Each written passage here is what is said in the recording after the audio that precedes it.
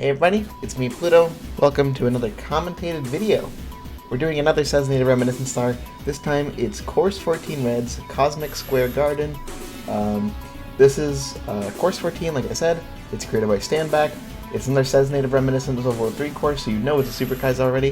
And this is the hardest star I've uploaded in this game on the main channel, because Course 12 Star 4 is arguably harder than this, but let's not get into that. So, yeah, I think the stage is pretty interesting. As you can see, we're getting right into the action with the wall kick section. I'm really not really sure to begin, so let's just talk about the stage a bit. 14 red coins, course 14, 14 reds. Not too many, but they're spread out very evenly throughout the stage. This stage in general is a very wall kick heavy stage. This creator also made Bowser 2 in this hack, which was Bowser's Babylon, which was a stage I really liked, and I like this one, I think, even more. It has a lot of pretty fun and interesting jumps, and it's just an enjoyable experience, I think. As for difficulty-wise, the stage is pretty tough. It doesn't really have like any super notable hard bits, although I will point out the two major hard things when they come. It's more so that it's just a even blend of just consistent difficulty, which adds up to a very hard Tier 7 difficulty star. And if you don't know what a Tier 7 is, think of it as around Joy or Sorrow Red's difficulty. That's what a Tier 7 is. So, we're going to have to go through pretty much every single star path, but thankfully the routing isn't too bad. So, I want to bring up something. Raimu got the star first. He got it, it was actually his first Overworld 3 stage, but he did not upload the video because he used two major cheeses, and apparently this upset the creator of the level, and because of that they wanted to see someone beat the level without the cheese first. So Raimu's video will probably be uploaded after mine goes up, and he'll have some cheeses that I did not use. I even asked him about it, and he said that I did pretty much all the intended strats, so yeah, stay tuned for Raimu's video because you might see something cool. He said that they're crazy cheeses, so I'm definitely curious to see what they are. I'm also happy that I could kind of make the creator of the level happy by doing their level intended, especially since it wasn't that hard. I got this in just one day, and not just one day of like attempts, I mean just one day. I practiced in the morning and then at night did 2 hours of attempts and got it. It was actually a pretty mixed session of attempts because I got pretty angry because I choked pretty badly and wasn't playing great. I've realized that I kind of need to work on my anger a little bit again. I'm just getting a little pissed at myself because my standards are very high for myself. Even though I know I'm human deep down, it's like in the moment it's very easy to see yourself as like making these dumb mistakes, making these errors, and just be like, oh well, shit dude, I kind of suck at this game. And that's never a good mentality to be in because it makes you hold yourself to an impossibly high standard that you're never gonna be happy with, because you know you'll never just be able to live with just like not being perfect. So it's important that you hold yourself to realistic standards, and that's something I gotta work on.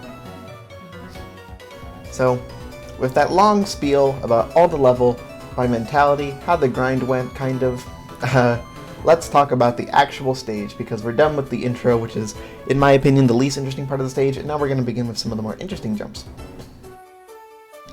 First things first, after jumping down from there, we come over here, and we have this wall kick section. This wall kick section is maybe the hardest part of the stage, but it was pretty consistent in attempts because not only had I practiced it, you also do it for another star here, and that kind of builds up the muscle memory, so you can kind of get good at it. You do have to get 2 reds here, but the reds are pretty trivial. Most of the difficulty comes from just doing the section. As you can see, it's this elaborate wall kick tunnel where we need to watch out for the ceilings. There were similar things in Bowser's Babylon, but they were not as expansive as this. This is essentially a giant tower we need to climb with tricky wall kicks with low ceilings. It's kind of a combination of B2 in this hack and Gate of the Evil in Integration Fragments. So, pretty interesting concept. Come down here, watch out. This blue stuff is lava, but if you didn't realize, even though it's lava, if you touch it, you're very dead because there'd be no way to get back into wall kicks, so treat it like quicksand. And of course, the purple is quicksand, so don't touch that either. This part here is a little more tricky because we have these little diamonds protruding from the wall. the easiest way to get around them is by doing full jumps, because when you do a full jump, Mario is going to have that point where he's like kind of like stuck in the air, so you kind of get that like hang time of like Mario being in the air and starting to accelerate downwards. So, you know, basic fundamentals of gravity coming in clutch. Come up top, and now we're gonna go over here. You might notice that I'm not doing hundreds with this. That's because I had gotten hundreds before and choked. I did load the save state, unfortunately, but I had a save state that just got hundreds in the stage, so I just loaded that and, you know, got the star and died. I did get 100 Savestateless. It's just, you know, I made a mistake, which it happens. Excuse my sniffles, I have a bit of a stuffy nose right now. I don't really know why, but I do. I'm not sure if I don't think I've actually gotten sick since I came home from vacation, although I did have a very sick night a few days ago where I was just struggling, dude. Like, oh my god, that was some of the most sick I've ever felt, but I woke up the next day and felt fine, so that's nice. This jump is pretty tight, so I opt to do it with a pretty good arch there. That should be enough to just get the red.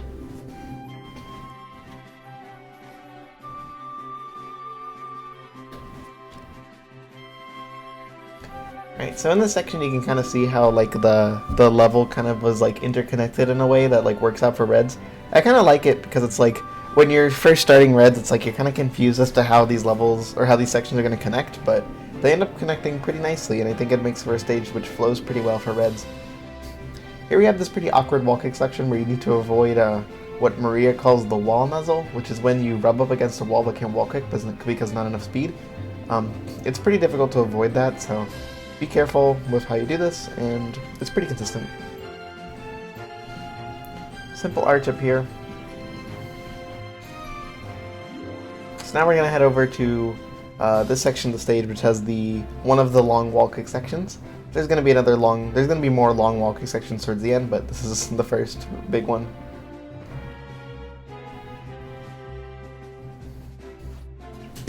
Here the depth perception is a little wonky, so I prefer to use my shadow to know where I am. Shadow is a great tool, use it whenever you can. Once again, the blue here is lava, so make sure to avoid it because it will destroy you. There, that was a little dangerous there, I was a little too close to the edge, but managed to survive. Bunch of wall kicks, and then here I pause buffer because it's very easy to false ledge grab there, and then jump across these, and that's pretty simple.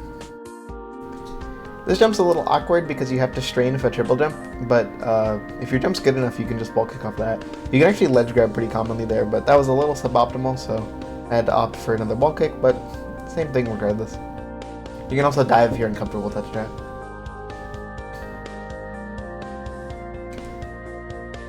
This section's a little awkward because it kind of has a lot of straining in it. These walls aren't really lined up at all, so you have to just wall kick between them. The most awkward jump is this one here, where you have to go all the way around this pillar and then go. Nothing too major. That giant Kuromame up there is actually just a Snuffit that's retextured, but the Snuffit will never really shoot you for some reason, so he's not really a threat at all. Just, you know, kill him so he can't interfere with your jump. Get up here. And then we have this little section which I think is pretty cool. There's essentially this big little tower in the middle, and we're gonna wall kick all around it to get on top of it. I think it looks pretty neat, and it's pretty fun. So wall kick there, then we're gonna wall kick back here, then we have an angle to get over here, and then bounce off the piranha plant, hit this side of the wall, and we can wall kick up. I just think that looks cool. I think visually this level's pretty nice to look at, pretty impressive looking. With this long jump here, you can get this red and you can actually skip the entirety of the spawn, so that's nice. While this does appear like a bit of a reclimb, we're actually going to go somewhere completely different. Last time we went all the way through the second tunnel here, but in this reclimb, we're instead of going through that entire second tunnel, we're instead going to go back through the first tunnel once we turn around. This is going to put us in this little alcove here. Right off the bat, we have a pretty uncomfortable jump here. The reason why this jump is uncomfortable is because there's some collision issues here, and it's pretty awkward, so this strategy I used by hugging the left wall was the most consistent to avoid the collision issues since they tend to be more in the middle. And then you can get up here. Hundreds isn't really too notable in this stage, by the way. There's a lot of 10 coin boxes, and on top of that there's a blue coin switch which has a bunch of coins, so by this point in the stage you would have hundreds, so yeah.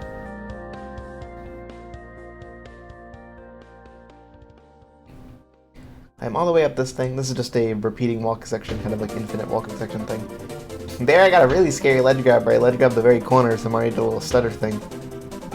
Very happy I didn't down warp or anything. Now, this walking section is a bit awkward because these walls are at all wacky angles, but there's a pretty easy visual cue. We can just line up the top right corner of this rectangle with the edge of this wall. If that happens to line up the wall kicks very well, then you can pretty much just hold up to this entire thing. And now we're getting into the ending. The ending is pretty scary. It has some very intimidating jumps, some jumps that feel very awkward to perform, and some jumps that are just genuinely difficult. Right at the bat we have to kick up this slope here. This slope isn't slippery at all and it's very easy to kick up, even if your kicks get eaten. Dive onto this and then hit the bottom of that slope, because if you hit the little high you're going to have too much speed, you're not going to be able to wall kick. So be careful with that. Now for these wall kicks like this, this kind of precise wall kicks where only one of the walls is precise, I tend to prefer using a front cam like this.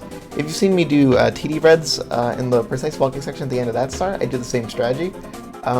I encourage you to practice or experiment with cameras in walking section, because honestly, when it comes to walking sections, every type of camera has a place. Front cam, side cam, diagonal cam, they all have some amount of uses, and you'll eventually come across situations where you'll prefer one over the other. So I'd recommend getting used to wall kicks with this kind of camera or a diagonal cam, because I think it's very beneficial. It definitely takes some time to get used to wall kicks like that, because it's very unnatural and it's very easy to just miss a normal wall kick doing this, which is actually why I pause buffer a little bit. It's so that way I can get the rhythm started, so that way I can just do it.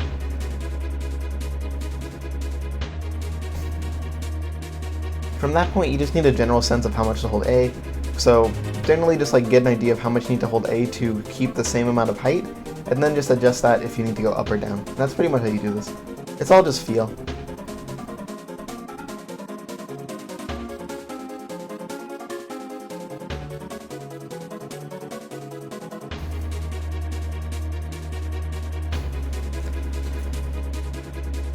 So we've gone through pretty much every single star path. This is the last star path before we have to do the ending of Reds, which is its own thing, which you don't do in any of the stars. Classic forced ending.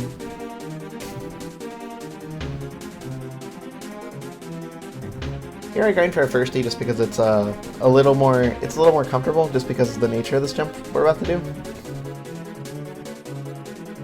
Land on that slope, and that out of a belly slide gives you the angle to start this walking section, but I think it's a pretty cool idea.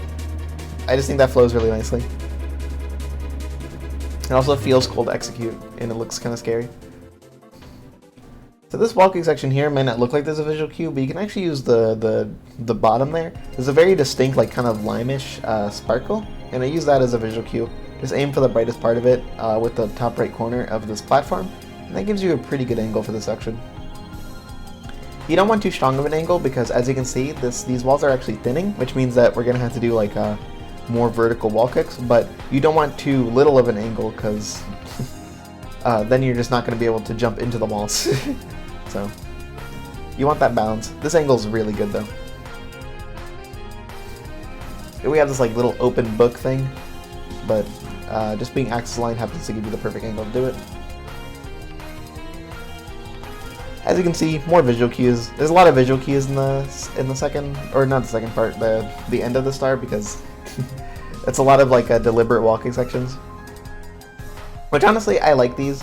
They can be a little annoying to figure out sometimes, especially if you like don't get the visual cue right away, but I think that they feel really good, and they're very satisfying to execute, because it feels like you made this strategy and then like you kind of built it up into like executing it properly, and it looks cool, and it's very fun. In general, I enjoyed the stage a lot. I have to say, I honestly just enjoy the overall 3 in this game a lot. I feel like the creators of this game are a lot more in their elements, so to speak, when they make levels like this. I feel like they're allowed, or I feel like they end up making a lot more creative stages and a lot more interesting concepts when they make harder levels, which is kind of why I like Overworld 3 so much in this game. I liked Overworld 1 and Overworld 2, don't get me wrong, but I think that as the game gets harder, it seems like it's a little bit less restricted to do what it wants, and because of that it gets more adventurous and more interesting, and it's cool. I like it a lot. I would honestly love to see more of this kind of stuff, because I genuinely think that with every hack release, like these hacks get just a little better. I think this is definitely an improvement to ILF, and I'm really enjoying the hack, especially because the only exception, of course, is Course 12. And I have nothing against the creative Course 12 Habanya, don't get me wrong, but I really do think that Course 12 was just a bit misguided, and I definitely think that it needs some... I think it still needs some major changes, because that level is so deeply flawed. If you recognize this section, it's because this section was actually in Key 2, if you remember that, from Bowser's Babylon. Happens to just be the ending of Reds. There's no stars behind here besides the actual recording sign.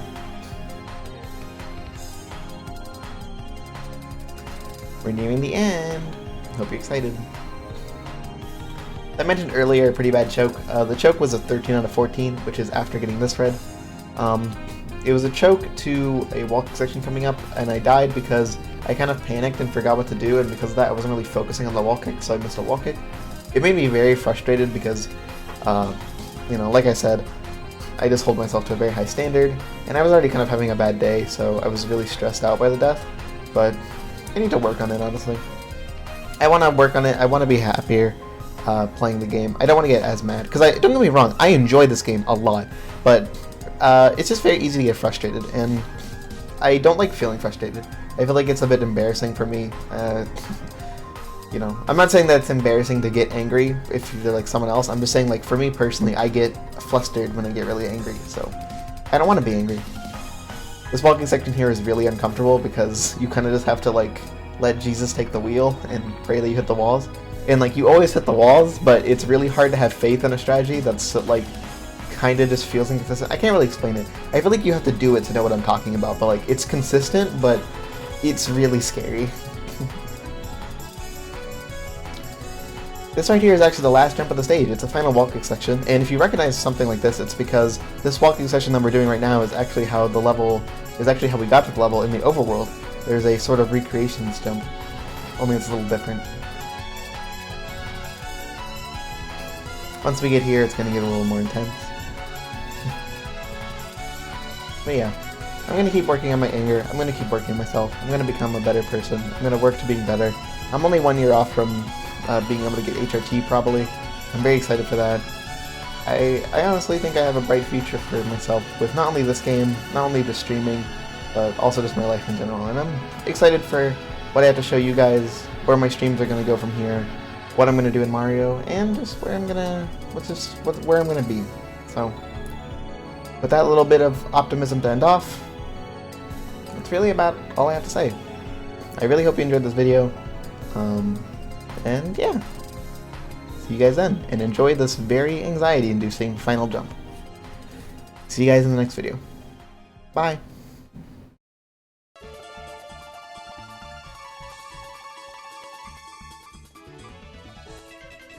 Oh, thank God. Oh, thank God.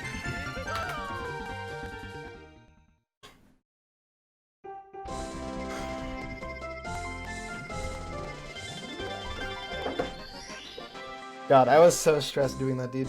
I'm sorry I was such a fucking grouch playing that level, but goddamn. Thank you so much, Pikachu. I was just so stressed today. Today was so bad. I'm so happy I got it today, dude. Holy crap. Thank you, Monosonic.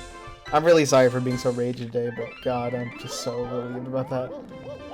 Something went right today. Let's go.